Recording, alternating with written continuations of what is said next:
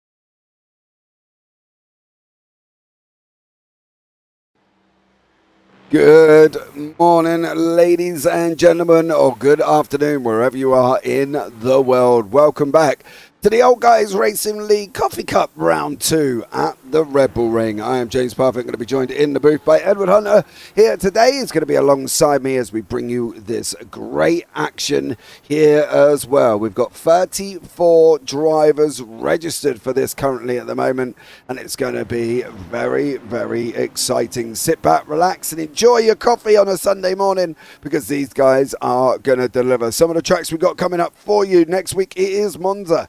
Then we go on to Mugello, Silverstone, Daytona International. Then we've got the Mount Panorama, Road America, Watkins Glen, Sebring, Canadian Tire, and then Nürburgring Gem Strecker Circuit, the 24-hour layout. I can give you a rough estimate at the moment of where people are in the scores on the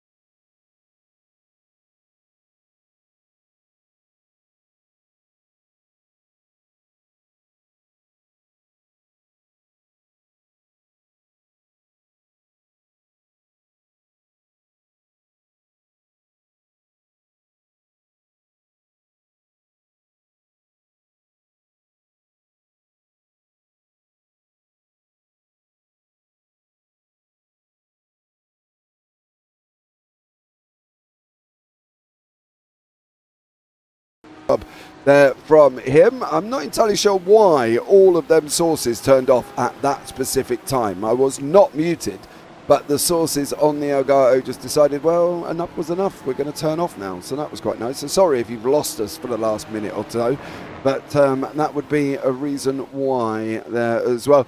What are we thinking in terms of Redbull Ring, right? It's only, what, 9 corners? It's got a few straights on it.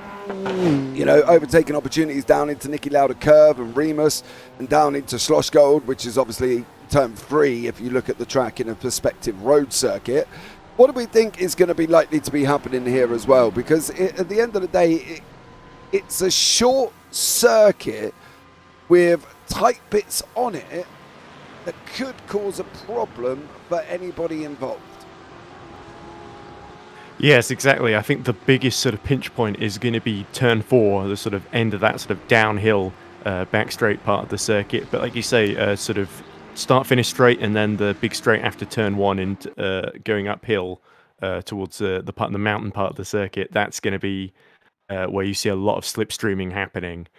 So you're going to see a lot of people trying to set each other up by running very, very close in the final sector. The other thing to keep in mind, track limits. We see it in Formula 1. We saw track limits penalties dished out to the likes of Bill Backer, most notably, but also quite a few other drivers in the midfield had to come in to serve drive-through penalties in the middle of the final, and that really hurt their final position in the race. So the drivers are going to be very, very conscious of that, and those who've got a sort of low downforce setup to be fast down the straights, they might find they're having to be really, really careful in the corners to make sure they don't run off and track extend, essentially. Yeah, I think that's the thing they are going to have to be careful with. Off tracks here is one of the most inconsistent off tracks that you can probably ever imagine. I think there's certain turns as you come out of Worth, turn 7, go for the left hand or Worth onto the right hand or of 8, you can take a lot of curb.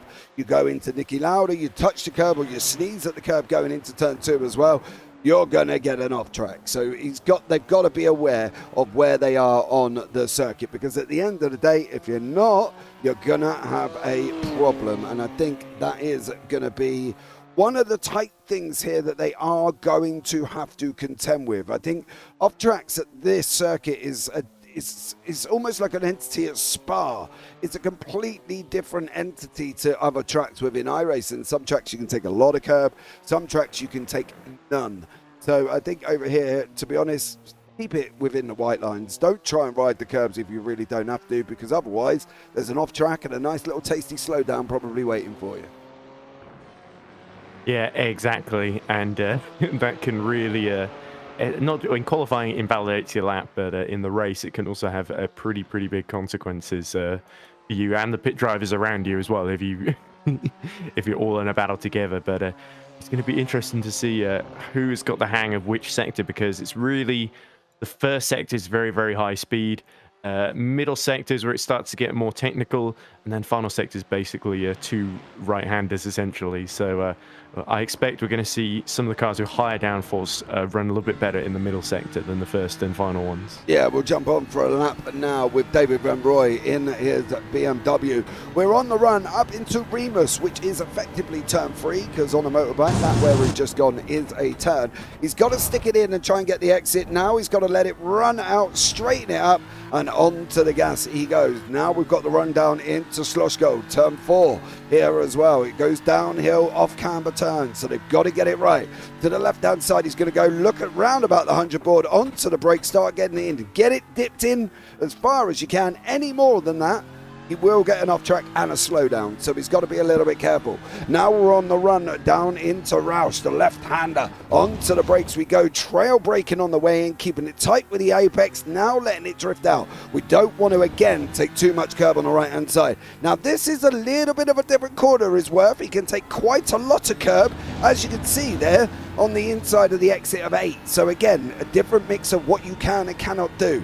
Now we're on the run down into Rin, turn 9, onto the brakes, keeping it over the curb as best we can, just kissing the curb on the right hand side. You don't want all the wheels off, not taking too much there and not taking too much here, because otherwise it's going to be a nice little pretty slow down and an off track waiting for you as well. You can see Ben Roy there goes to the top of the standings on a 130.92, but that is exactly what we're talking about with off tracks. You saw coming out of turn 8, he could take loads.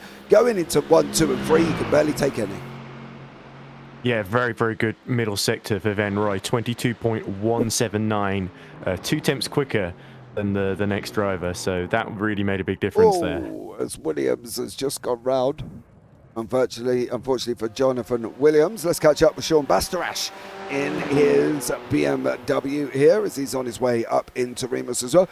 Let us know who you think you are voting for, who you think is going to win. You can just hashtag driver surname if you really want to, or you can give us their numbers if you're feeling really, really posh, or you can give us their whole name, preferably just a hashtag and a surname if you think you can tell us who's going to win here as well and who is not going to do so well. JK Racing muted. Yes, we know we had an issue at the beginning. All of a sudden, all the mic sources on my stream deck just cut out, which was amazing. But we are back now, and you should be able to hear us quite crisp and cleanly because you're going to want to as we're coming towards the last 5 minutes of quali. Then we go into a 10-minute sprint and then a 40-minute race. So great action coming up here as well. And what better way for me and you, Edward, to spend our Sunday afternoon commentating on some great GT3s. I can't think of too many better ways, but there we go. It's definitely interesting to see David Van Roy setting the marker down and extending it further, 130.6. So he's taking another 3 tenths off his... Oh, it looks like Johnny Hamby has just gone second fastest. There he is. So good lap there. And this is interesting. It feels so far a little bit like a rerun of what we saw at Spa-Francorchamps with David Van Roy getting onto pole position. And Jacob Elliott actually finding himself down in 5th at the moment. So a little bit more time to find for the championship leader. Yeah, definitely. But I'm sure it's probably not going to be too difficult as we see the Audi of Steve Parker Hamilton here as he's on his run out of the final corner. I'd be surprised if he got away with that. He might just get away with it, but we'll keep an eye and see if he does register a time or whether or not the iRacing Wonderful system turns around and says, sorry, sir. That would be the end of that. And unfortunately, the iRacing system got hold of him and said, sorry, sir, you cannot do that.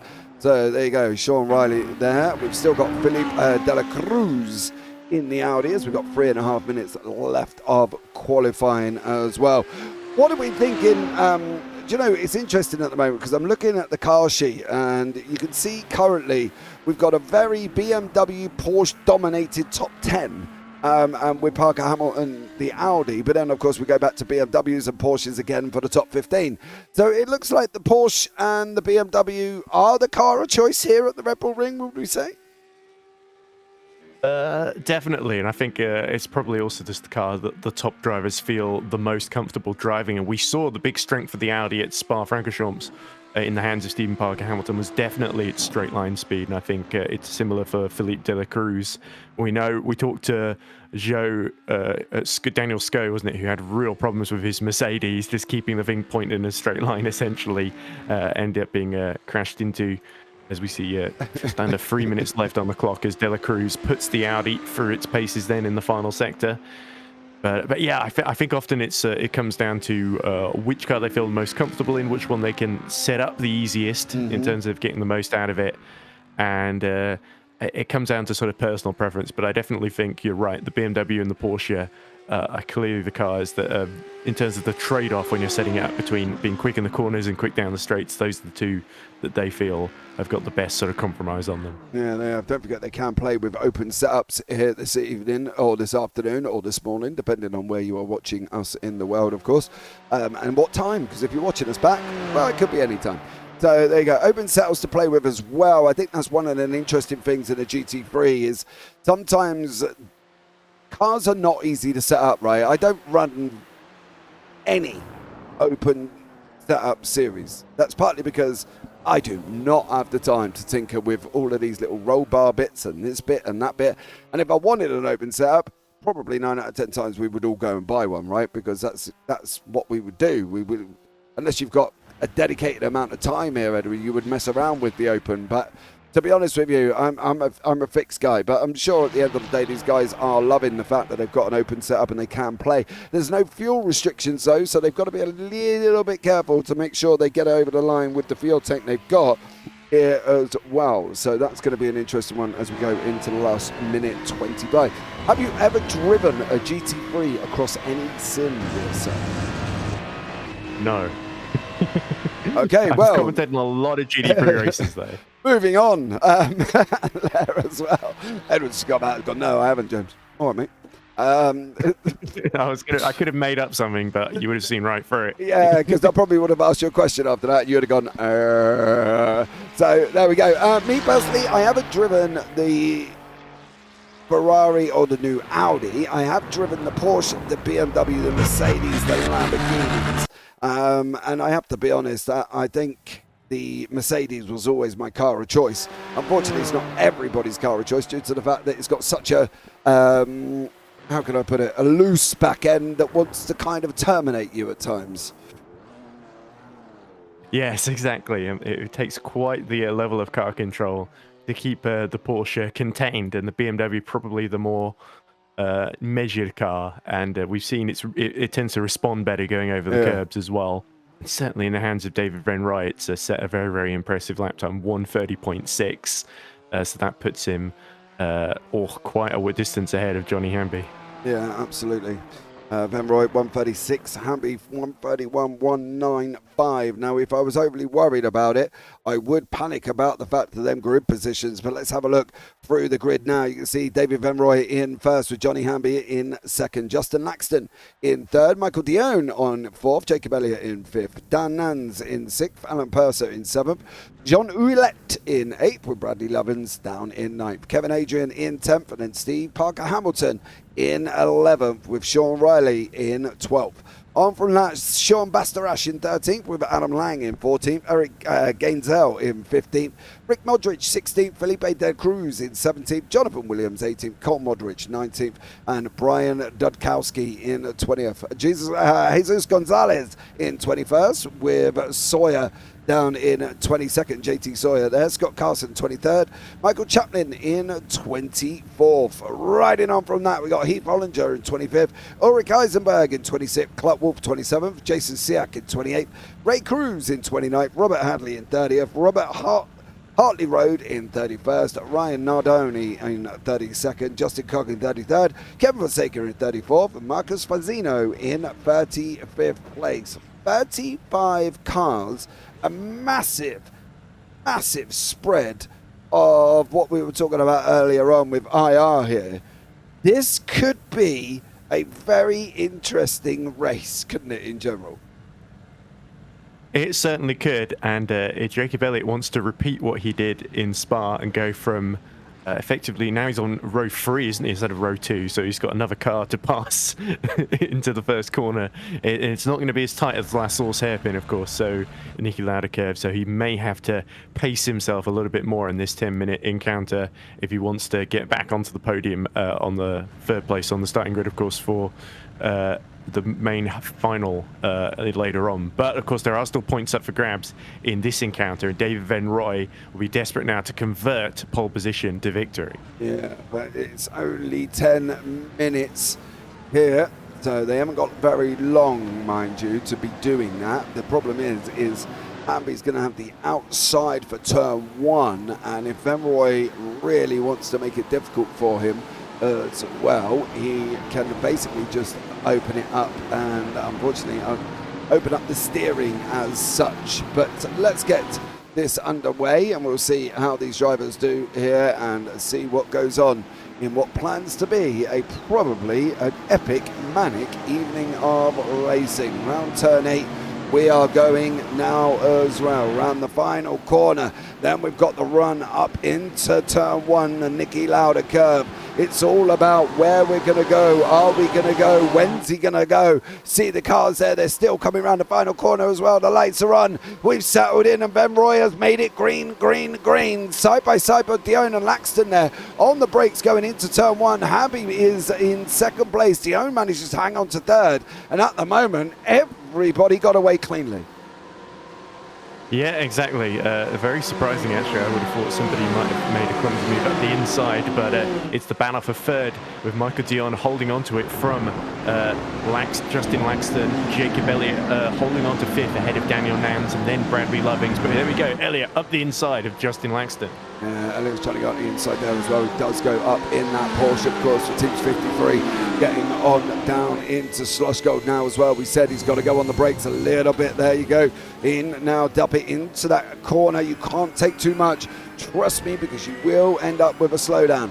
Ouellette there just running a little bit wide. That's allowed Sean Riley to go through. And now he's on his way into Roush for the first time here this evening, with 8 minutes remaining of this race for the first 10-minute sprint here as well. Lots of things happening once again. As you can see, battles all the way through. Dudkowski, he's battling away in his Porsche. Williams in the Mercedes. Then we've got Elliott, of course. He's battling away with Laxton behind him. Then on from that, you got Nanza Loving. So battles again materialised in here, Edward, and still not letting up as we're going on to the end of lap 1.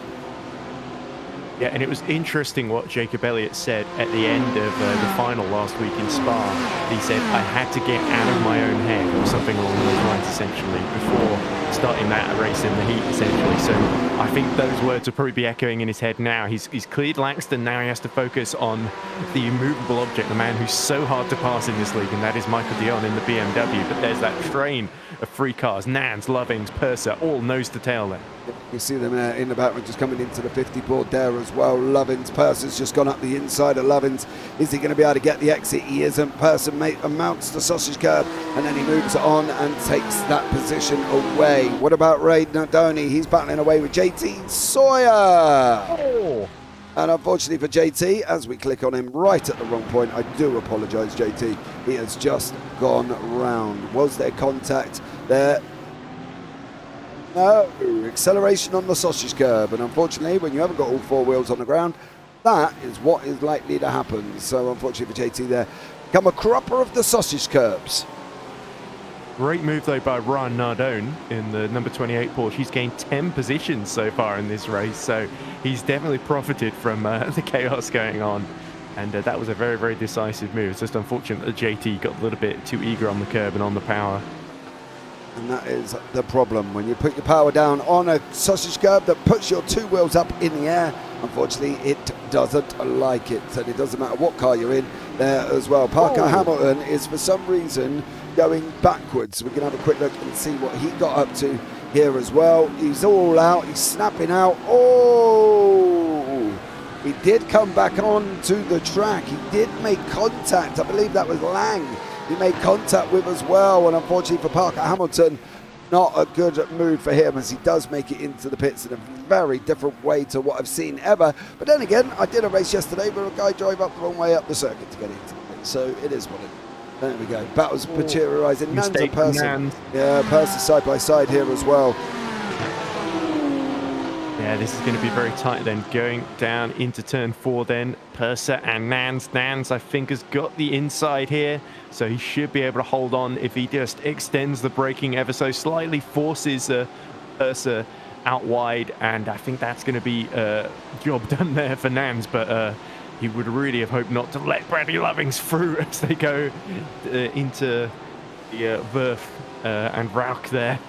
That's really quite cutting across him there almost. Yeah, as you can see, we're jumping on board with Nans now. You can see that BMW of Purser in front of him. Just in front of that is Lovings. It looks like Dudkowski and Williams have had contact as well. Both people look like they're off and have dropped down the order. There's a lot of flickering going around. It looks like Eisenberg and has unfortunately had an incident here heading around this final corner now. On this run up into turn 1, it's Roy, Hamby, Elliott, Dion, Laxton, Purser, then Nans and Adrian, with Adrian sat just about there, right up behind us currently as well as we're going into turn 1. So action between the top part here as well. Parker Hamilton just coming out on the right hand side, just coming out of the pits there as well. We've just seen a flash of him, but still these guys battling away here. Edward doing a stellar job. BMW and BMW all day. Yes, exactly. So the Beamers are having a good time out there, but interestingly, Jacob Elliott passed Michael Dion in the BMW up into 3rd position then, so we must have missed that, and now he's starting to close on Johnny Hamby for 2nd then, so excellent recovery from Jacob Elliott so far. He's really limiting the damage of that subpar qualifying. Yeah, he definitely and they're getting a little bit of gravel as he's pushing right to the edge there. I think he's trying, He's got to be careful though, just to make sure he doesn't over push it. You know what I mean? Yes, he has got 10 minutes, but he needs to be careful that he doesn't sort of over push it and do what we have seen from other Porsches and do what Porsche does, and it can just unfortunately kill you at a miraculous point. But Nans and Purse are still coming into the shot as well. Behind that, Sean Raleigh, and that is in front of us. No, that is actually Ouellette behind us, trying to get past us here as well. We've got Raleigh and Adrian battling it out onto the circuit. So 3:55 on the clock from this opening race here, guys. Don't forget to stay tuned because we've still got a 40-minute race after this as well. So they've got 2 races to contend with. Once more here for the Old Guys Racing League. Maybe I should join this league myself. I have to say, it's the first time I've heard a Porsche spinning out of a good position in a race described as miraculous, James. So that's an interesting choice of words.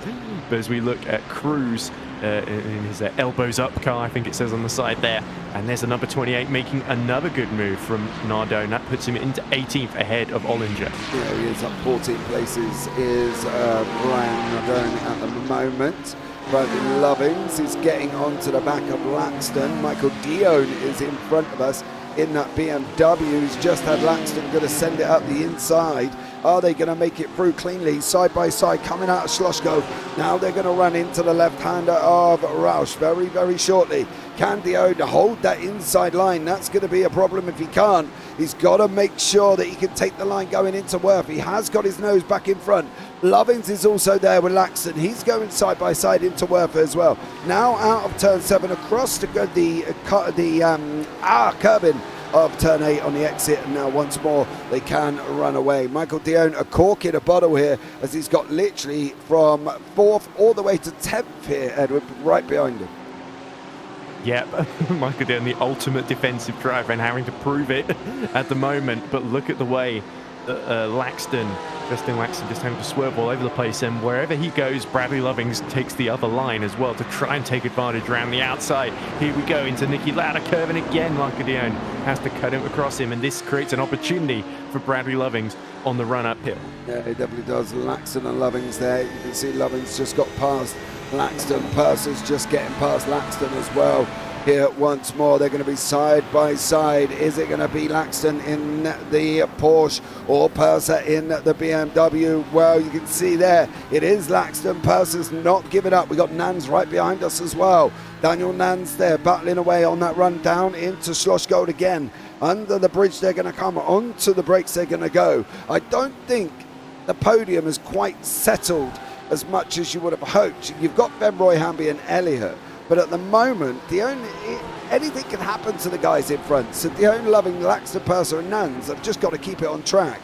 And we should be just coming into the final lap of the race here as we jump on board with Benoit. He's on his way round into Rint, of course, here at the Red Bull Ring as well. Keeps it nice and tight in that BMW. Watch the exit there, Sarah, if you can. Now dip it in again, and we should see Barney waving frantically on the right hand side. There he is, telling us it's the final lap of the race. So great job there. Dion's got one more lap to hold on to, but boy oh boy is he under pressure. He certainly is, and keep a little eye on the Elliott Hamby gap. 7 tenths, and that's Adrian in the wall. Adrian's in the wall. I think that was Riley in front who made them contact there, and we'll try and have a quick look. And that's Adrian. He goes out. Oh, he's trying to pass off track. No. You can't do it, regardless of where you think you're allowed. And it's only a gentleman's agreement there. He has to allow you space to come back on. You weren't even on the circuit. That's the problem. Even out that far, you cannot pass on the outside there as well. So unfortunately for him, it wasn't Adrian's fault that he just got, unfortunately, ceremoniously put around there as we're coming down into turn 4 here with the BMW of Dion, and we've got Lovins right next to him as well. There's still action, Edward, and we've only got about 4 corners left for these guys to contend with. Yeah, here comes Lovings, 2 tenths between Elliott and Hamby, but I think Hamby might have just enough to hold on, but Bradley Lovings weaving all over the place then as they go through sector 2. And now they've just got out of birth. They've got Rint and Redbull Mobile left to go then. But here is the second place battle between Hamby and Elliott, with David Van Roy about to cross the line. Yeah, Van Roy's going to come over the line. He is going to take this victory. He is going to take the win in race 1. What's going to happen behind him? It looks like Hamby's going to hold on, but he has got Elliott pushing up right behind that. Dion, is he going to hold on? Is Lovin's going to get him on the run out as well? It looks like Lovin's has settled where he is. Dion comes over the line. He takes that position once more. What about Ollinger? Is he going to be able to get past the Merc of Gonzalez all the way down here as well for 17th and 18th place? Let's the car run out again. There's another little tidy little run down to the line in front of us as well, as Carlson there does beat not only Ollinger and Gonzalez. No, it was Gonzalez there come over the line. And then we've got this Ryan Hadley, Ray Cruz, Eisenberg and Dukowski all battling it out as well. So some great action taking place here in race 1. And if that's the first race, well, the second race is going to be amazing, isn't it? Certainly. And honourable mention to Ryan Nardone gaining 16 places from where he started to finish 16th. And Justin Kosh gained 12 places to finish in 21st there. So lots of chaos, but Ryan Nardone, by the same token, making some excellent overtakes and progress through the field. Yeah, now we've got a 40-minute race here. Guys, I hope you've Or got... Adrian. Oh, I know. I wouldn't be too impressed. I've got to be honest. But at the end of the day, he did... Riley didn't have any rights to be on the track. He was off track. You cannot... As we all know, and as we've been told loads of times by lots of people, you cannot overtake off the side of the circuit. And unfortunately, that's what he tried. And unfortunately, that was the outcome. But here are the results of race 1. David Van Roy is your winner with Johnny Hamby in second and Jacob Elliott in third. Michael Dion in fourth. Bradley Lovins fifth. Laxton sixth. Nans in 7th, Ula in 8th, and then Lang in 9th. Sean Bastarash is 10th place there. Rick Modric in 11th with Sean Riley in 12th. Cole Modric in 13th. Scott Carlson 14th. Ryan Nadone, as you say, gaining loads of positions through that race up into 15th. Jesus Gonzalez in 16th. Heath Ollinger in 17th. And Michael Chapman in 18th place. On from that one, Clark Wolf in 19th, Justin Cock in 20th, Eric Gainzell in 21st, Robert Hartley Road in 22nd, Robert Hadley in 23rd, Ray Cruz in 24th, Ulrich Eisenberg in 25th, with Brian Dukowski down in 26th. Then you've got Jonathan Williams, Jason Siak, Alan Purser, JT Sawyer, Kevin Hadrian, Felipe de Cruz, Steve Parker Hamilton, Keith Fonseca and Marcus Bassino, who I believe did not take to the start there. Warm up of 5 minutes there as well. Now, Edward, what do we think on the incident with Adrian O'Reilly? I think I'm agreement with you. Riley went off track, and unfortunately, as he desperately tried to rejoin, tag that rear tyre of Adrian and sent him into the wall, it was a bit of a misjudgment there from Sean Riley. Yeah, I think I do agree with you. Let us know in YouTube chat, of course, as well, because we can be wrong, and we have been wrong previously, but I feel we might have got that one right there. Can a car off the side of the circuit, does he have rights to come back on? For me, slight little lift settling behind him there. But let us know if you are here as well. Don't forget, like, subscribe and turn on the bells, as we've got some more great racing coming up for you later on. We've got the most favoured F3 league of the IGP up later. That is going to be absolutely incredible if they max out the grid tonight, because they are 60 cars strong generally at Alton Park tonight as well. So that's going to be an interesting one. One of my favourites I got coming up, I got an American one later on with the Triple Bypass League. They're doing Gen 4s at Twin Ring Matigi's Oval Circuit.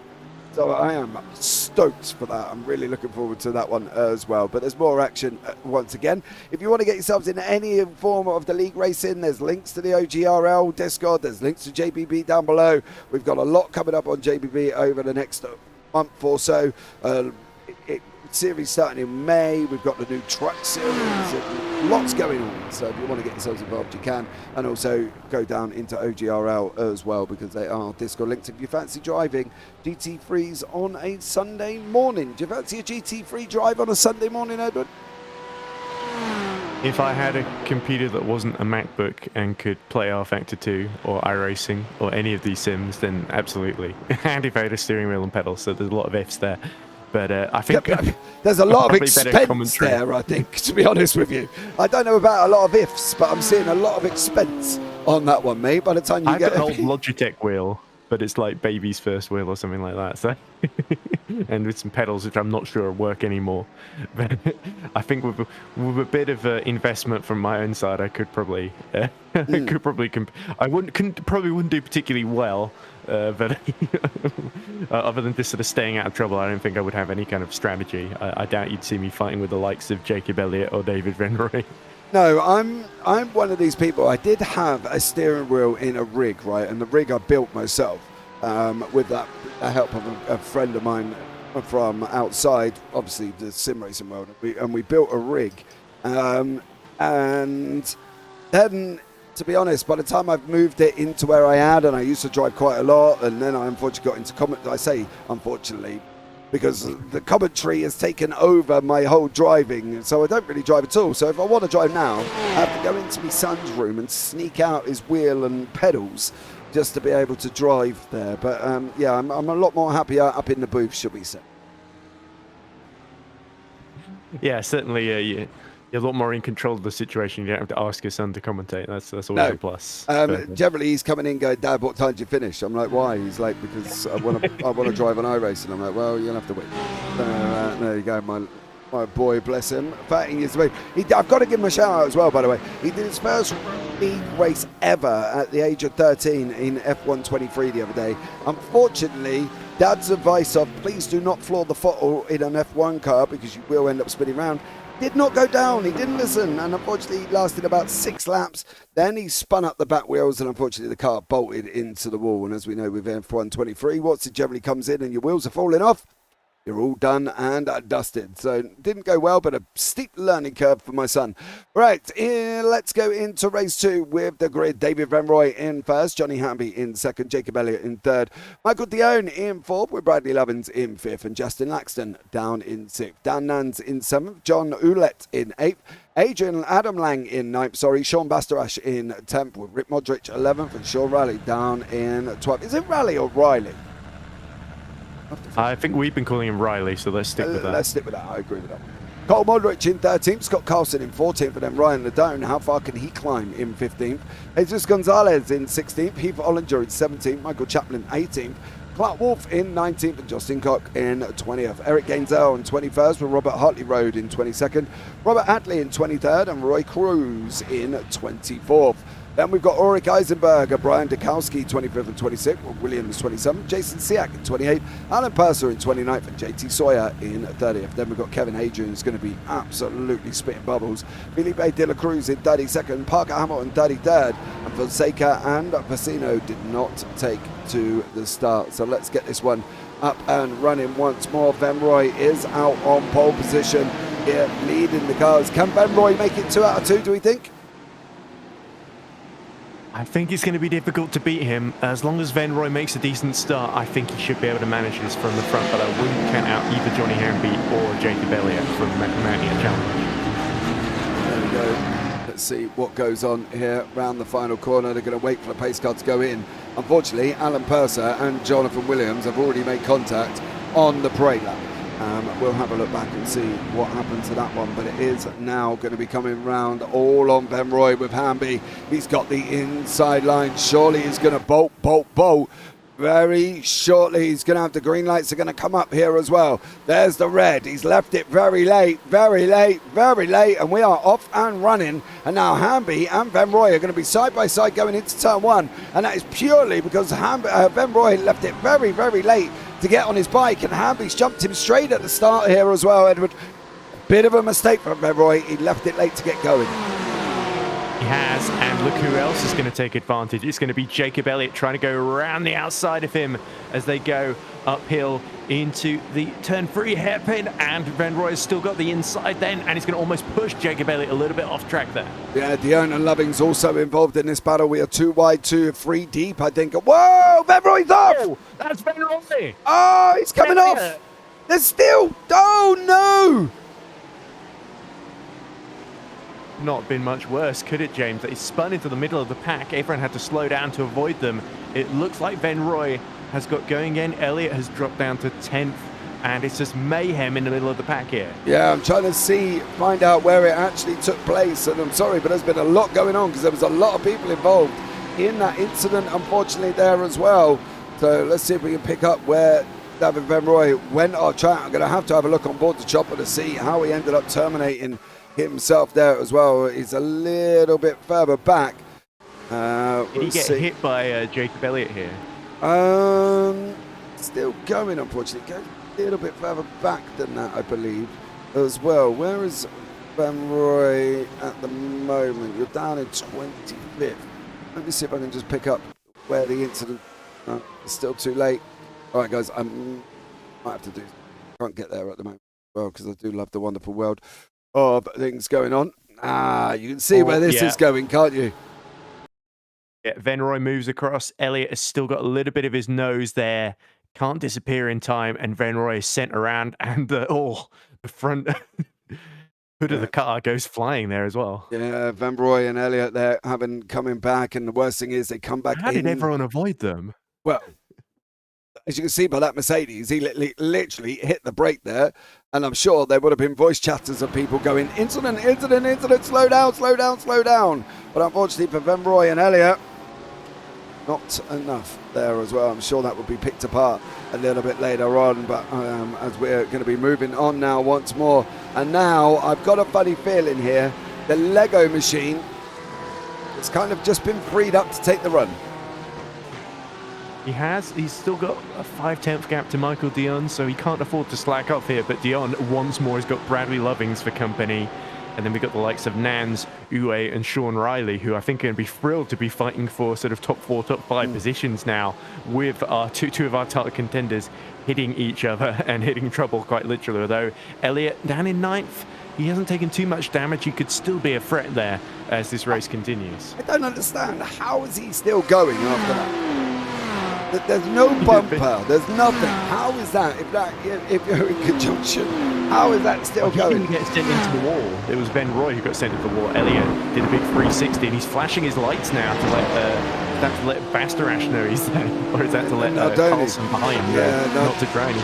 Yeah, no, Donny and Elliott, isn't it? I'm wondering, obviously, they're both on the team 53, but surely if Elliott's got damage and is slower, then surely Nadoni's going to make the most of it, right? Nadoni's up 5 already. Lovins and Dion still going out. Further down, we've got Cochran Dudkowski battling away, and then Robert Hadley with Van Roy, Parker Hamilton, Dela Cruz, and also Jason Siak battling down the order there as well. But that was a big one, not one that we expected, and certainly not on a straight. No, but that is the problem when you've got someone slightly unsighted in the mirrors. That sort of thing can happen. So I don't want to apportion too much blame. It looked to me more like a racing incident where Van Roy turned across and Elliott just couldn't disappear in time, unfortunately. Oh, there you go. No, I'm sure they were looking to who and where that had come from there. Jesus Gonzalez up battling away with Cole Modric, literally nose to tail. Modric in the... Well, he is the only Lamborghini here on the race circuit there. But Modric, Gonzalez trying to get through in the AMG Mercedes, not quite managing it yet here. Adrian's trying to come back through the field. He's up 12 places after his race 1. Van Roy there has got Felipe Dela Cruz behind it as well. Looks like Dion has made somewhat of a mistake going into turn 1. And do you know what he's done? He's hit the sausage curb on the outside. Oh, he wasn't. He loses it on the way in. Oh, that is painful. Because you know why now? It's a lot of time. Yep, he is right down the order, unfortunately, for Michael Dion. We're going to have one more look at it there as well as he comes up into turn 1 on the brakes, not getting it slowed down. That's all day that's going round. I think the easiest thing from his perspective at that point, if we keep an eye on his cockpit, Cam coming into the corner, he knows he's travelled, taking too much speed, but he tries to turn it off. Now, for me, it would have been easier just to let the car go straight, and then you wouldn't have had, hopefully not have had that oversnap as much as he had. But then again, I'm not a 5K driver or anything close to that. That's just my personal opinion. It's easy to say in hindsight as well, isn't it? But this promotes Bradley Lovings all the way up to second with Nans fighting him for third now. So Bradley Lovings having been pushed, essentially, Michael Dion into that mistake. That's the second race in a row we've seen Michael make a mistake whilst defending second. Now Bradley Lovings inherits that position, and now he's at the head of this train of cars. And we have got a train here as well. We've got Riley, Bastarash, Lang, Elliott and Nardoni. Nardoni, of course, gained, I think it was 14 and 15 positions in race 1, and he's now up in Gained 16 in race 1. 16? And now he's gained about 6 here. Yeah, so he's gained about 22, 23 positions overall from where he qualified. Well, there you go from Nardoni there. Great job here as well. Adrian battling away down the order at the moment. He's battling away with Eisenberg as they've just swapped positions. Adrian has cleared Eisenberg. Behind that is Dudkowski and Cox in there as well. But you can see Eisenberg in there in the BMW. Dudkowski not too far behind. Adrian has managed to get past here as well. So Kevin Adrian trying to make his way up through the field in that Canadian liveried BMW. Great little bit of action there as well. Lang, Bastarash there in a big squirrely moment. Now here comes Jacob Elliott through the field with half a Porsche. How is he still going? That is the question. Is the steering even straight? We can have a look now down on that run from Roush down into Worth. Well, surprisingly enough, it is. Double move on Lang and Bastarash there from Jacob Elliott then. So fantastic racecraft. He certainly had to do a lot of that today. Yeah, he's going to be doing more, I think, as well. You can see the car alongside us there on the outside. That is Lang. Lang's trying to go through in the BMW. Is he going to be able to make it work there as well? He's got to be given room. Elliott gives him room on the outside. Now Lang settles in behind him. Got the line going into the final corner. All wrong. Now Bastarash is going to come up. We're going to be 3 wide here as well between. That's Lang, that's Bastarash, that's Nardoni. You're not going to send it 3 wide into turn 1. Nardoni and Bastarash backs away from that one, but I did generally think they were going to take it 3 wide. And Daniel Nans passes Bradley Lovings for second as well. So Daniel Nans has gained 5 positions from where he started on the grid. Nans up past Lovings and on to now. Is he going to be able to get near Hamby? That's going to be the question. Hamby's there. The thing is, whenever you're in any sort of form of racing, when you're sitting there and you can see the car in front, for some reason it makes you go quicker. And then you sit back and wonder why I can't go quicker. And I think that's just generally because you've now got a target there to aim at. And I think that's the thing. De La Cruz has just passed Cox further down the order as well. Now it's all about Nans, and what he's going to do is he's coming into Roush. Now the left-hander over the curb. He's going to go now through Worth on again. Another left-hander. He can take a lot of the curb on the exit. You can take that, yes, you can, and then away you go once more. What's going on with Lang? He's still in the battle with Elliott at the moment, with Bastarash not too far. 30 minutes on the clock, and we've got a very beat-up Porsche, Jacob Elliott, with Adam Lang right behind him in the BMW. Yeah, Jacob Elliott really struggling for straight line speed without the front bumper, you can tell. But Nans sets the fastest lap of the race last time around, 1:31.4. And he's done it almost exactly again, another 2 tenths gain on Johnny Hamby then. So Hamby, once again, is going to have to build a Lego wall behind that car and hope it's enough to keep Daniel Nans at bay, because that BMW's flying right now. It definitely is. Doing an absolute stellar job. Adam Lang and Bastarash and Nardoni, they're fighting out in the middle. There is that wonderful Lamborghini of Cole Modric. Yeah, he's in that Lamborghini there. He's got Rick Modric in front of him at the moment. I might have to do some digging on the family tree of that one and whether or not they are brothers. But De La Cruz and Dudkowski running side by side here as well. Dudkowski in that Porsche, you can see with the teeth down the front now as well. How is this going to pan out with the Audi of De La Cruz? It looks like Purser and Ganzel have had an issue. Cruz has also had an issue as well. Now they're coming out of turn 3 on their way down into Schlossgo. We've got the Audi of De La Cruz. He's alongside us at the moment there as well. The right-hand side is Dudkowski in the Porsche. They're going to try and go 2 wide in there. They're not. De La Cruz does make it through. He makes it over Dudkowski there as well. But back up here, Lang and Nardoni still scrapping it out. Yeah, great scrap here behind Elliott, between Bastarash, Lang and Nardone, of course, for that 7th position then, with Elliott being able to pull a small gap on Bastarash now, and Adam Lang sensing an opportunity here to take 7th position. But if he slips up, then Ryan Nardone will be right through. So Adam Lang is really going to have to drive on his wing mirrors here. Yeah, so let's hope he doesn't go and do that 100%. He's got to look forward at some point here to see where it's going. Modric in the Lambo, Carlson, Modric there as well in that Lamborghini, right behind the Ferrari of Carlson at the moment. He's battling away as they're going off round turn 1, running up the hill into turn 2 now as well. What can this Lamborghini see? Well, he stares into the back end of that Ferrari there as well. Is he going to be able to get past him? Going up into Remus. I don't think he's going to get it through this time. What about going around Sloshgold? There was a mistake from Rick Modric in front. That's going to allow Carson to close right up on him as well there. And that close racing and that mistake racing, and that is what you get when you make one mistake, you're under attack straight away. Exactly. You've really got to make sure it doesn't snowball at a certain extent. And there we go. Round goes Scott Carson at turn 4 downhill there, and he just outbraked himself there. Yeah, Carlson getting it all wrong in the Ferrari. He outbrakes himself one bit there. Nardone has cleared Lang here. Ryan Nardone got past Adam Lang, and this is how it happened as well. That was where Lang ended up going off now, and Nardone's going to get through. He's going to use that overspeed before they come here as well. And it is going to be Nardone who's going to get the run. Job done on that Ray down into turn 7. So Nardone now gaining even more positions here once again. Ouellette now as well. He's in the Porsche. He's got the BMW Riley tucked up right behind him. Yeah, there's been a mistake for Daniel Nans because he's lost 2 seconds in the past couple of laps to Johnny Hamby. So Hamby's got things under control once more, and Lovings is starting to get back in the picture for second.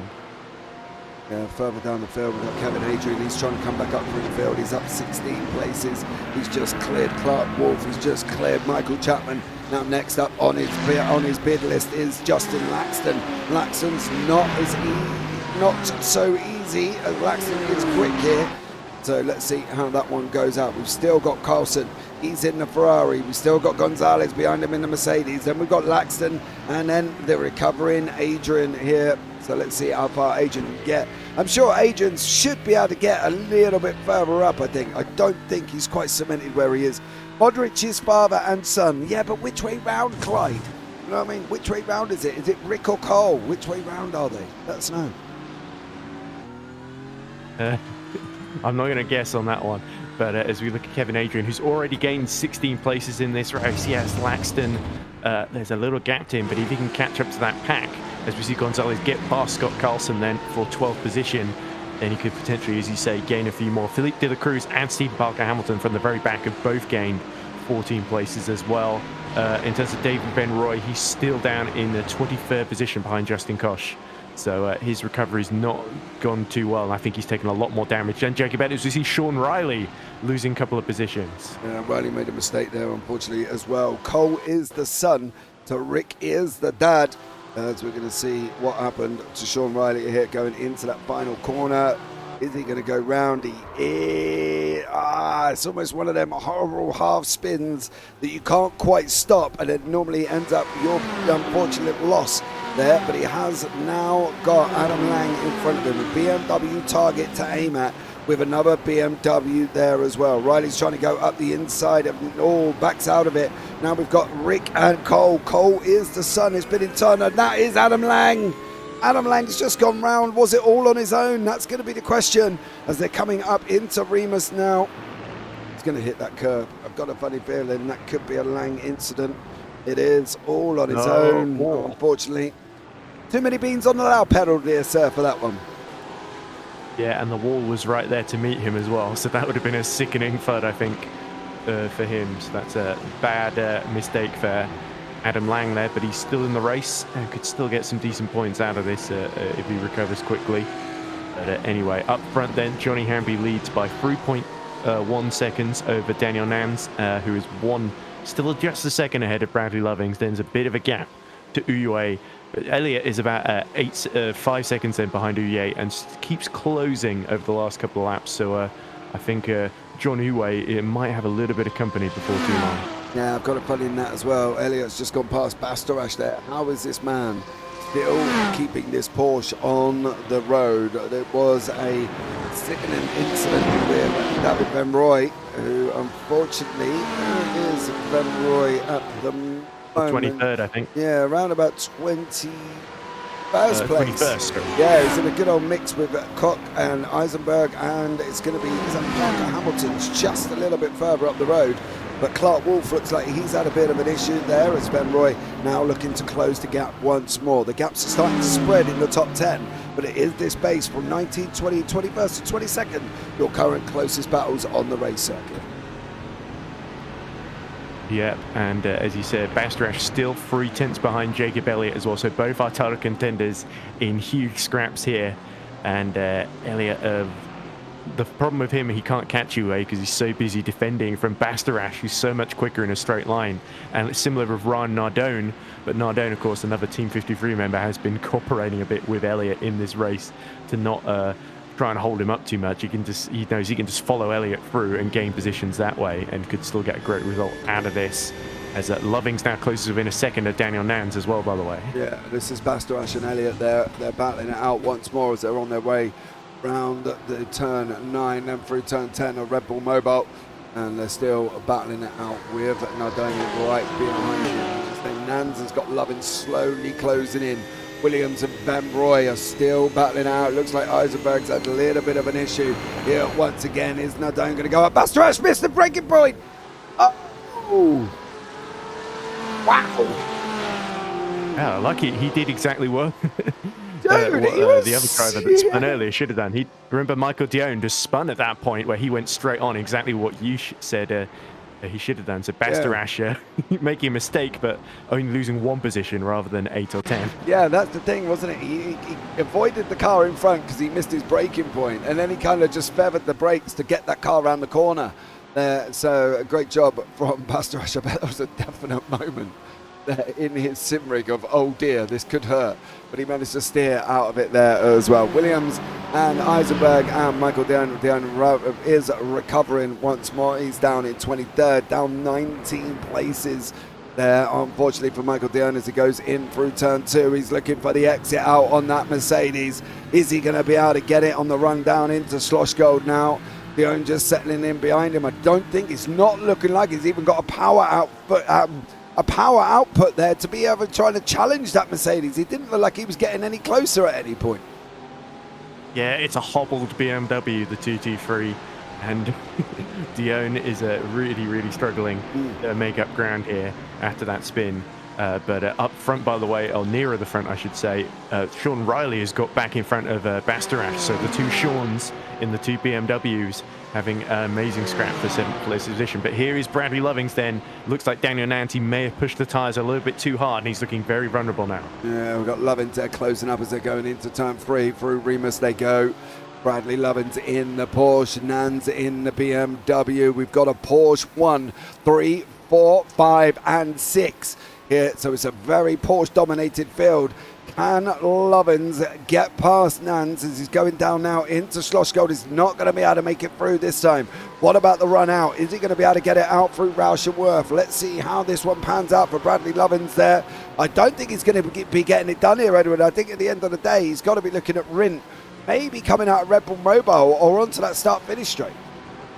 Look also up ahead, Ray Cruz is, I don't want to say cruising around, but he's certainly being lapped here, and could be getting in Daniel Nans' way before too long. So this could create a nice opportunity for Bradley Lovins as we see Laxton pass Gonzalez for 11th.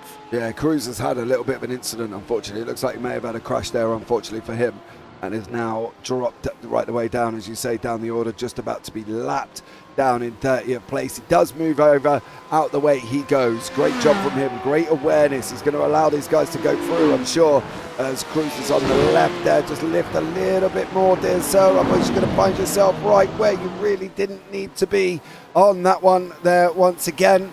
And again, could he have lifted a little bit harder, do we think? He didn't hold up Bradley too much there. I think but as you say, he could have gone on the brakes a bit earlier and to let them through, and then carried on with losing a little bit less time, if anything. So, but he could be driving a very damaged car as well, with Ray Cruz. Yeah, he could be there. Slightly lift a little bit earlier would have allowed them to take that racing line. Of course, that is predominant round turn 1. there. Bastarash now with Cole Modric as Bastarash is coming up, but in that Lamborghini. Is the son going to defend for the dad? Well, that would be the... Oh, no! Well, there's our answer. Unfortunately, round goes Cole Modric. Yeah, I don't know if I need to accept the blame for that one or not, unfortunately, because at the moment I spoke, he unfortunately went round on the sausage curb. And unfortunately, that Lamborghini does that one there as well. So apologies if anybody from the Cole family or from the Modric family is watching on that one. Yeah, difficult one, partly because he hit the sausage curb on the outside as well. And it's like that instability, isn't it? Once you unstable the GT3 in any shape or form, you end up going around it. We've seen a BMW do it. We've seen a Lambo do it. We've seen a Porsche do it. So, you know, it's not really... Oh, and a Ferrari. There we go, completing the set is that Scott Carlson. Carlson, sorry, just going around. Yeah, I think for Cole Modric, that was just still the highest we've seen a Lamborghini run, but there aren't too many Lamborghinis in the field. There's the front of Carlson's Ferrari looking very crumpled indeed, so he's a survivor, I think, of this race. You know, he more is. than anything. You can see that bumper is probably, if this was NASCAR, he'd be going in and getting that duct taped about now. Because they wouldn't pass an MOT. No, it definitely wouldn't, but it wouldn't pass anything at the moment. It's Bradley Lovins and Dan Nuns that you can see there coming over the hill on the run round down into Schlossgold here as well. Great action so far. We've still got 17 minutes left here of this 40-minute race. So let's see what happens here again. This has been a kind of a fascinating scenario, isn't it? Because we've had people coming back through the field like Kevin Adrian as such and De La Cruz, but we've also had people lose places considerably like Van Roy, Lang and Michael Dione. So it's kind of a bit of a swap from the leaders going down to the recoverers coming up. Yeah, and you have to say, with 17 minutes to go, Johnny Hamby, if he can win this one, he's going to get a huge point swing on Jacob Elliott, and it should be enough to take the points lead. Yeah, absolutely. Absolutely. So let's see if Nans can hold Lovings back here once more, as Elliott is still driving around in that very battered Porsche. Now Nadoni's right behind him. Nadoni's up 9 places, 16 in the first race. That's 25 overtakes this man has made throughout the course of the 2 races. That is absolutely unbelievable. But he's battling away with the Porsche of Elliott in front and Riley behind in the BMW. So let's see how these 3 pan out going into the next 16 minutes. Yeah, this is a crunch time for Team 53, because do they let Nardone go and leave Elliott at the mercy of, or lack thereof, of Sean Riley, as we've seen in this race? Or is he going to stay and defend Jacob Elliott from Riley? Exactly. That's going to be the thing, isn't it? Is Nardone going to act as Elliott's defender, almost like the enforcer in the NHL? He's looking a little bit quick. Is Nardone, is he going to be able to hold Riley back? That's going to be the question. What about Nans and Lovings? Well, they're going to be going near enough side by side through Worth now, through Roush now.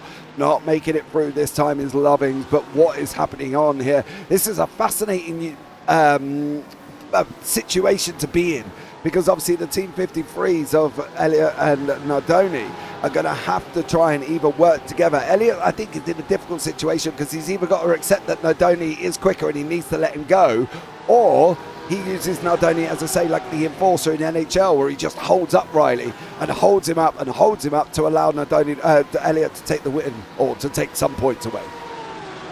Yeah, it is the Team 53 nightclub at the moment, and Sean Riley is not invited. It looks like Nardone is being used as the bouncer here. Yeah, exactly. Nardone, the defender. If your name's not down, you ain't coming in as well. So Nardone doing a great job defending Elliott's position. Is Elliott going to... it's very difficult, you know, as well, because Nardone last lap, 1:32.32.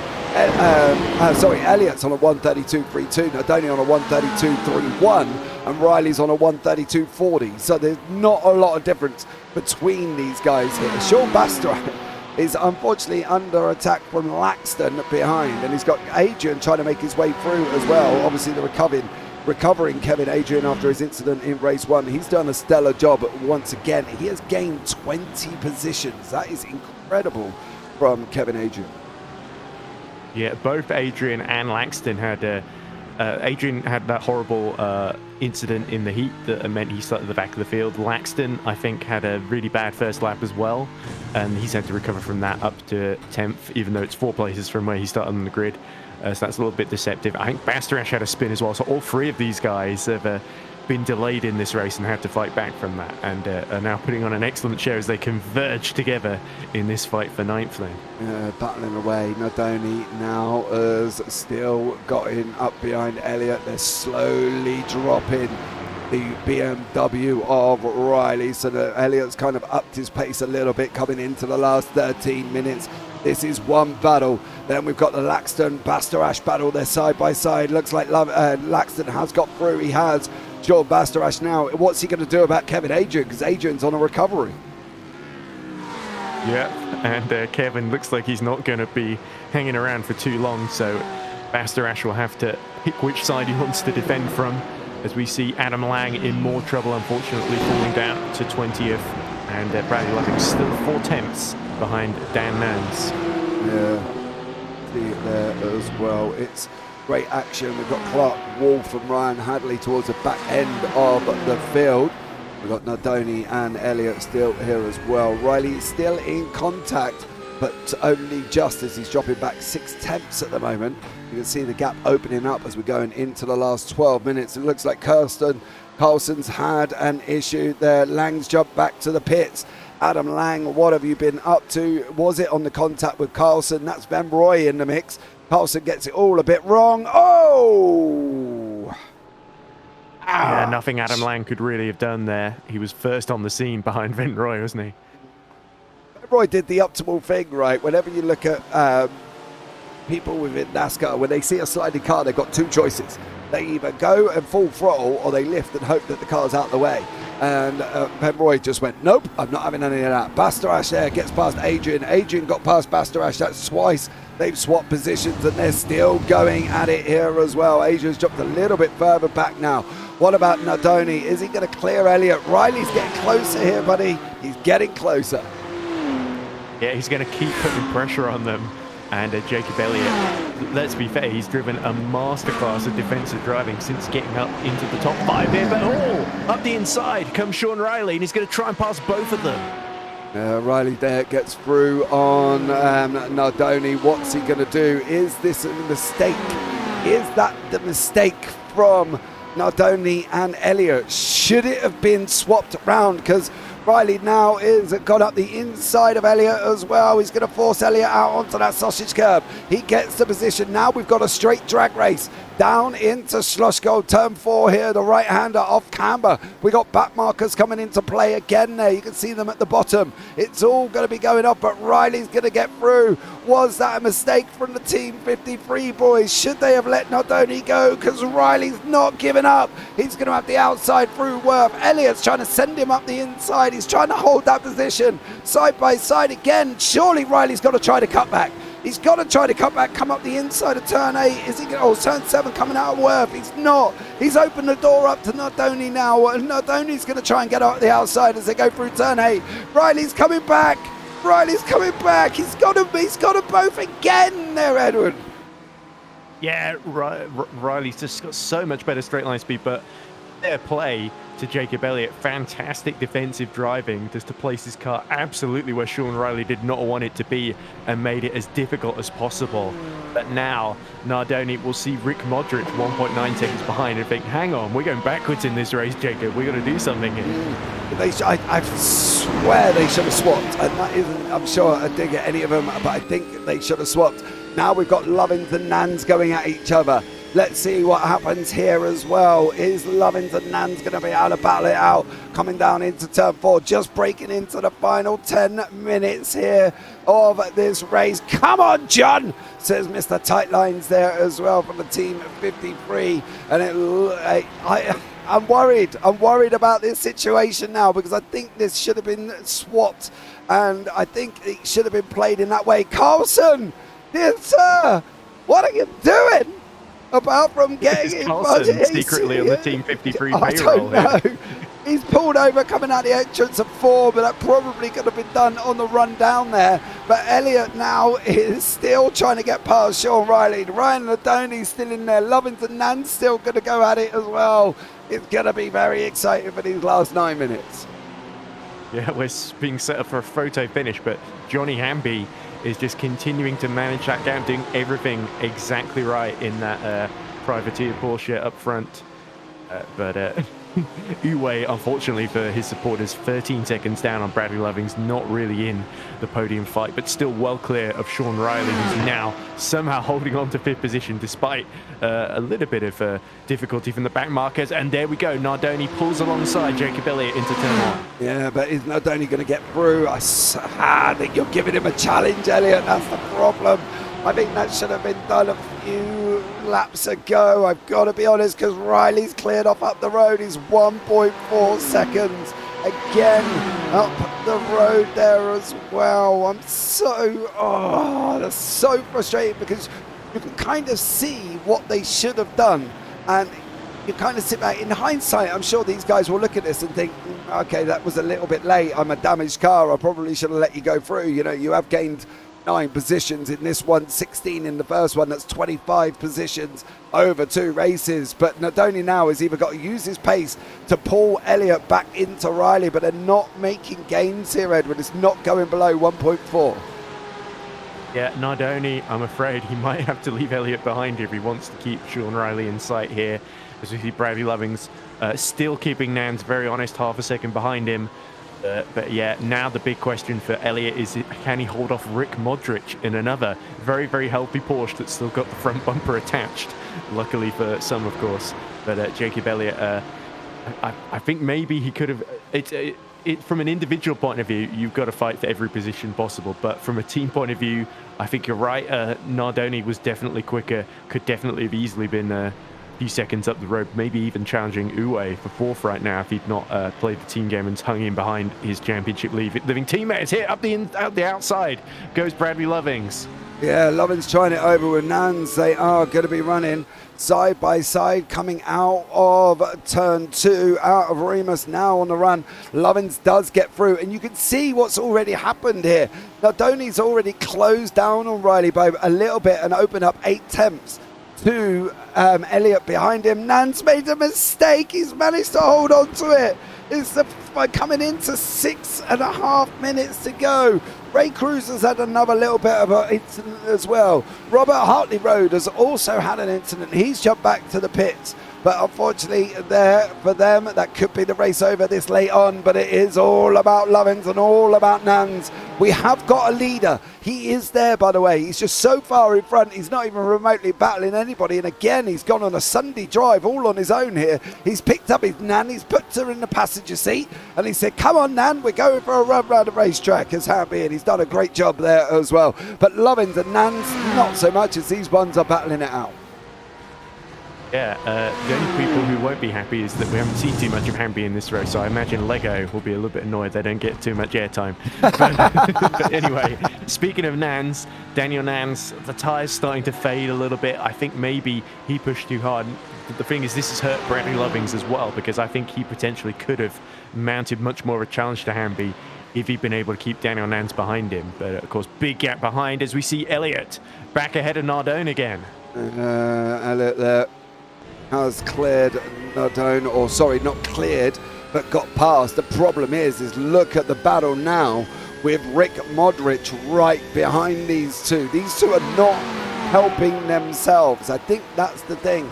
Riley's cleared off up the road. He said, well, on your bike, son, thank you very much. I'll take my 3.4 seconds and I'm going to run away like a scolded cat there as well. So Elliott and Nardoni have got to decide what they're going to do now. Are they just going to fight, or are they not going to fight and try and close in? Nans and Loving still coming back together as well. I'm going to have to Google translate whatever that has been put on there in YouTube chat, so I'll have a look at that. But yeah, great action still taking place here. Yeah, there we go. It sounds positive from the looks of things. Bellissimo meaning beautiful, of course. But anyway, yeah, Daniel Nans definitely not going to give up on that second place. So Bradley Lovings goes to the inside to defend, but doesn't get a great exit here. Can Daniel Nans go all the way around the outside into turn 1. This is going to be tricky, James. No, he's going to try it though. Nanza's going to go in there as well, and he does make it through. Lovins again going at him once more. Lovins is slotted in behind him there, so Bradley Lovins slotting in behind, and he's still battling away, but is he going to be able to get through? You can see on the left hand side Elliot, Nardoni and Modric. I don't think it is too much going on with Elliot. It's whether or not Modric is going to be able to hold on side by side with Lovings and Nans again here as they go down on that run down into Slosh Gold. Is Lovins going to go on deep? He's not going to hold on. Lovins has got to go for it, hasn't he? He's got to try and go for it. Yes, he does. And we do also see Philippe de la Cruz and Bastarash going into the pit lane, I assume, to serve penalties for corner cutting. So the track extension limits starting to come back to haunt these drivers at this late phase of the race then. But Daniel Nans defending like crazy, and he's got to really if he wants to hold on to P2 here. Yeah, definitely. Got to hold on, but is he going to be able to hold on? That's going to be the question there as well. Energy Act, hello there. And that's Skew in well. Welcome in. Thank you so much, sir. Joined us right at the end as we've got 3 minutes of the 40-minute feature race to go. We've got Nardoni, we've got Modric, we've got Elliott battling it out, we've got Dudkowski and Gonzalez, we've got Cole, Modric and Chaplin. These are the ones that are the closest battles, but it is all about who's going to take this second place. And at the moment, it's going to be Nans, but is Lovings going to give it up? I doubt it very much.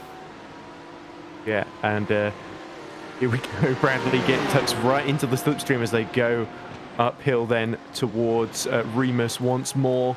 And is he going to make a late dive? No, he tucks right in and focuses on his exit, forces Daniel Nans to get a little bit defensive.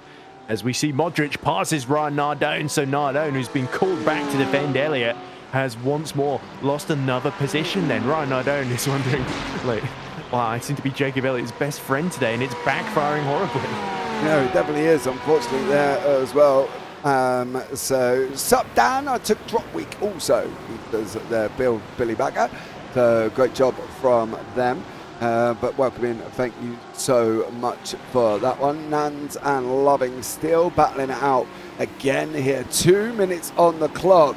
I think within about 30 seconds, if Hamby can get through, we'll have one and one more. If he can't go through, we're going to be on to the final lap. 1:56. Oh, we should make it through.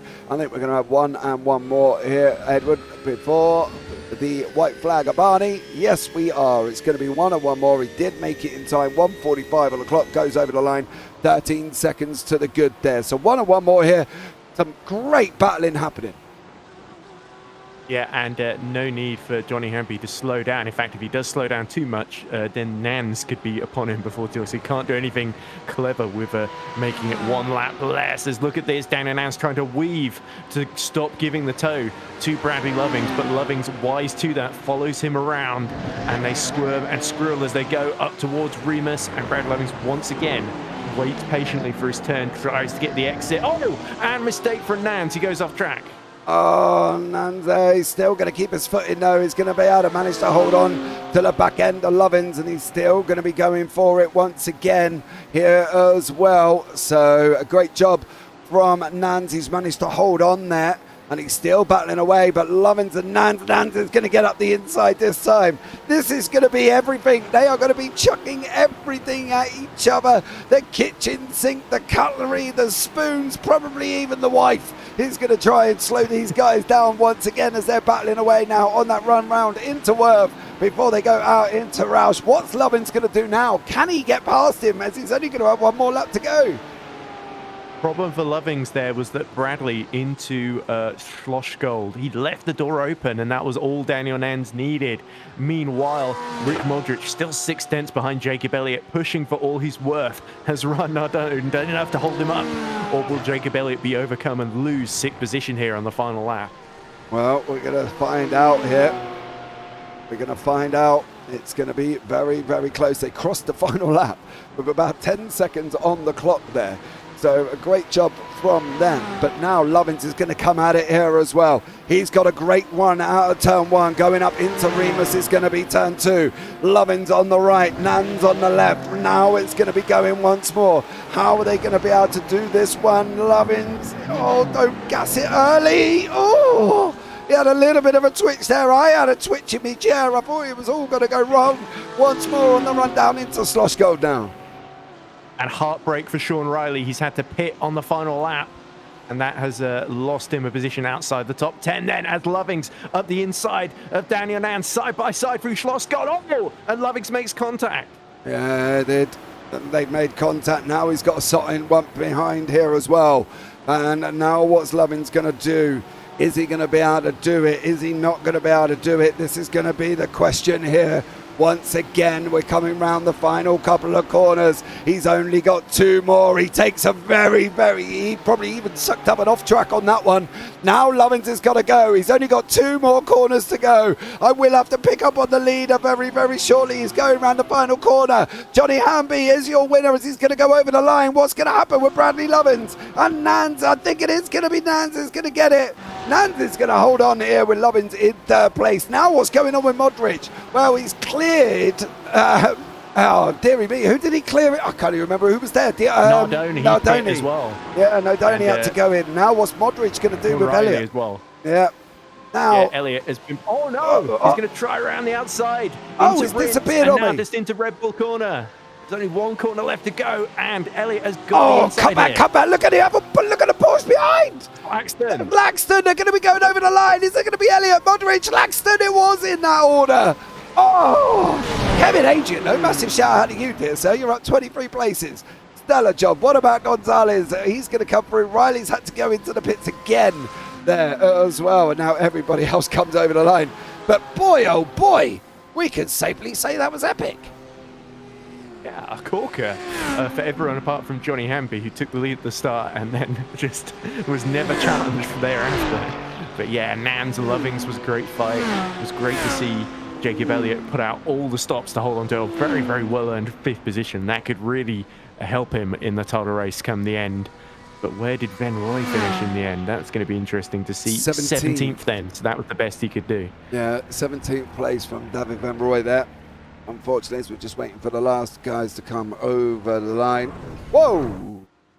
I'm going to presume that might have been Sean Bastarash there. So great job. I think you'd be correct. I think he is.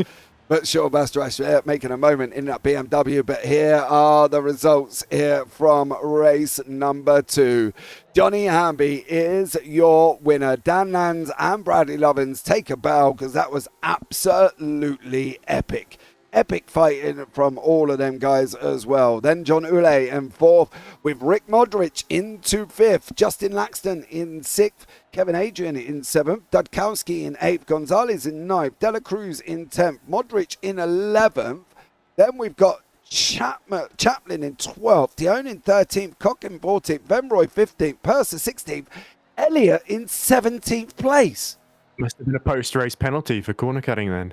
Yeah, he didn't get to serve in the pit, so he had to serve it after crossing the line. That's a bitter blow because he did so well to defend for so long and ended up losing it all. Yeah, then we got Elliott, Riley, Eisenberg, Sawyer, Nardoni, Wolf, Ollinger, Cruz, Bastarash, all the way down there as well. Hadley, Carlson, Hartley Road, Williams, Lang, Siak, Parker Hamilton, and Gainesville did not finish, and Fonseca did not take to the start. I think we can safely say it's possible that for Elliott, he may have had a slowdown that he didn't get off there as well. Mr. Tightlines, great shoutcasting. Really?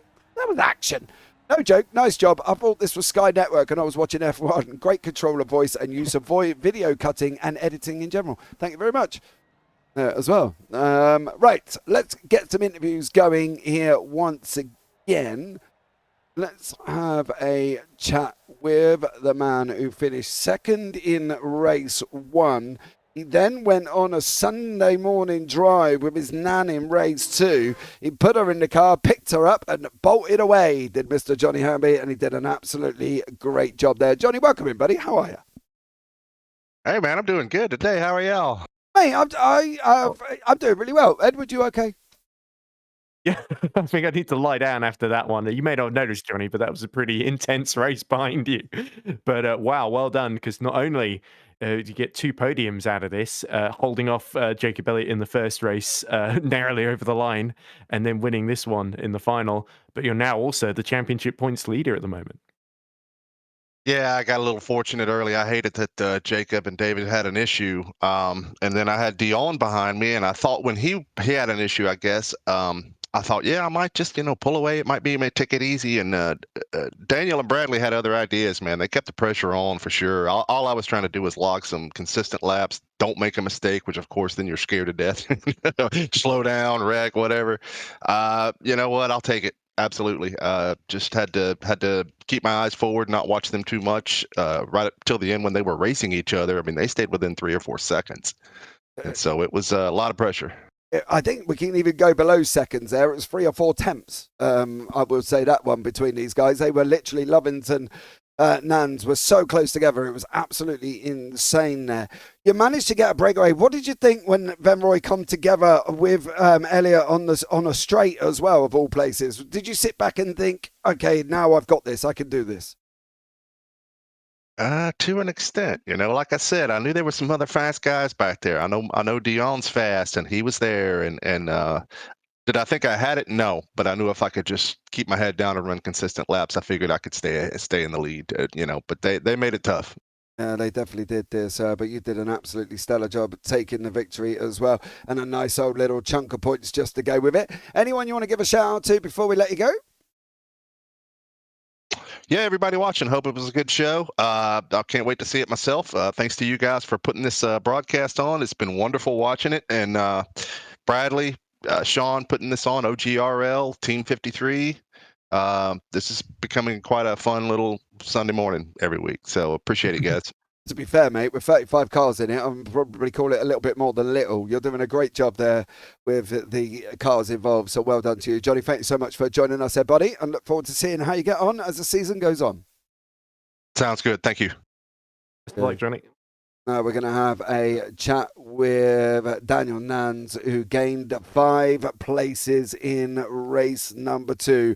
7th on the grid after race 1. He did an absolute credible job. Him and Bradley Lovins just didn't want to leave each other alone. They were throwing everything at each other there as well, and it was a great epic scrap right the way down to the line, and they finished barely a 10th apart here as well. It was absolutely amazing. Bradley, Daniel, welcome in there, buddy. How are you?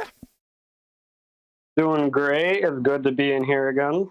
Yeah, you better. I'll tell you what, let's go into race 1 first. All right, race 1, quick 10-minute sprint, gets you all blood flowing and warmed up. So, how was race 1 overall for you? Race 1 was pretty good, just getting a feel for the track since this is the first time I've really used a GT3 car around this track, since I usually only do the F1 games on this track. That's why I was doing so good, because I am familiarized with how far you can push the track. That's the thing within iRacing as well. It's a completely different concept to F1. It's a lot of different track limits to what you've normally seen. We then take you into race 2, and boy, oh boy, how sweaty was you and Bradley. You were going at each other. Yeah, we had a really good race. Definitely the best race I've ever had around this track. Just neck and neck. Didn't know who was going to finish second, but we knew that we would both get a podium. Well, unless, of course, you both had an incident involving each other, then it would have been a different story. But you guys kept it clean. The racing was very, very close, and I must say it was impressive. We literally followed you for the last 3 laps, you guys going at each other. Overall, a great evening of racing for you. Is there anyone you want to shout out before we let you go? Definitely Destino Motorsports for getting me this far into believing in me of how I can drive tracks and showing me how far I can push cars. Well, you definitely did a great job there, Daniel. Well done to you, buddy, and we look forward to seeing how you get on for the rest of the season. Yeah, thank you. Congrats, Dan. Next up on the list here is Bradley Lovins. He finished 5th in race 1. He then goes into race 2 and decides him and Daniel Nans is going to be battling to the end. And it was Nans who come out and pipped him just across the line there, but some great racing from yourself, Brad. Welcome in, buddy. How are you? Doing good, sir. How are y'all doing? I'm doing very well. Thank you for calling me sir there. You make me sound like me dad, but it's all good. I'll take it. You know what I mean? Cheers, Brad. How was it out there, mate? It looked a bit hectic at times. Yeah, no, for sure. My tires got a little hot last 2 laps. I think Daniel's did too. We both was kind of overshooting some corners, trying to push it. I was just waiting on him to mess up and make a move. Couple opportunities, came through. I just couldn't hold him off the last 2 laps. Yeah, but you definitely weren't giving up, though, were you? It looked like a safe bet that you guys were going to take this down to the wire in race 2, and you definitely did do that. For sure. I was looking at P4. Once he got 10 seconds behind us, I wanted to push him a little bit. I didn't want to fight and let them catch up. So kind of waited till about 12 laps to go to really push him. I think that was probably my best move. I mean, sitting there fighting him would have just slowed us up. Yeah, it definitely was. You got the gap and then you went at each other, and it was absolutely amazing to see. I've got to be honest, with a great ending as well. So well done to you, sir. Is there anyone you want to give a shout out to before we let you go? Oh, no, Old Guy Racing League, man. It's been my home for the past year. I really appreciate the guys. Good group of people to race with. Very respectful. We let everyone in, any skill level from, 1K I rating all the way up to 6. Other than that, I really appreciate you guys doing the broadcast. It's really stellar, amazing work. Well, if I wasn't here, me, I might have been able to jump in, because I figure above 40 is the old guy limit. So, as my kids keep telling me, I'm an old man in general. So there you go. Thanks, kids, for that one. But I think it's going to be absolutely amazing. The rest of the season goes as well, Bradley. And I think if we can keep battles like that, it's going to be absolutely epic. But Brad, thanks so much for joining us there, buddy. And I look forward to seeing how you get on next week.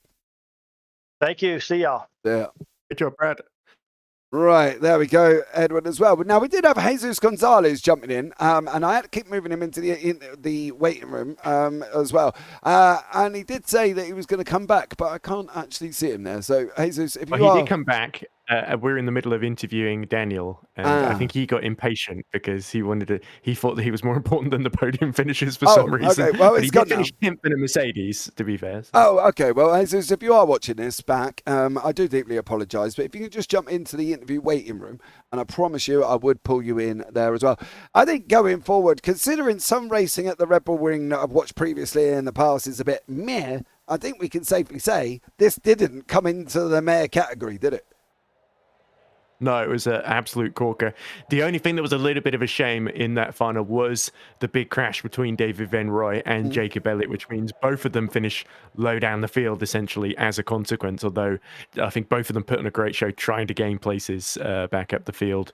But yeah, take nothing away from Mr. Johnny Hamby. He was, just like in Spa, he was a really, really superb. And now, all of a sudden, we've got a very, very wide open championship fight. Yeah, we definitely have. Carl Thompson, welcome him as well. By far, some of the better broadcasters for iRacing I've seen. Thank you very much for that one. I will take that one and stick that in my pocket. And then Mr. Tight Lines there as well. Is this actually Crofty? This is great. Thank you very much there as well. No, it's not. And unfortunately, Crofty didn't send me, my letter didn't arrive of an invitation to cover his 3-week break that he's having on F1 this season. Unfortunately, I think the postman stole it. It went to Mr. Harry Benjamin instead, Yeah, I know. It didn't come to me. I think he must have just gone off somewhere, and I think the postman delivered it to the wrong house. But next time, Crofty, next time. But there you go, guys. That's going to wrap it up here as well. Thank you so much for joining us. To everybody in YouTube chat as well. Billy Backer, Energy at Tight Lines. Carl Thompson, Clyde Comfort earlier on, JK Racing as well. Much appreciated for joining us here. But that's going to be it, guys. I've been James Parfitt. I've been alongside Edward Hunter. And from all of us up here in the JPB booth, as always, take care. Have a great week. And you never know, we might see you on the track sometime. Good night.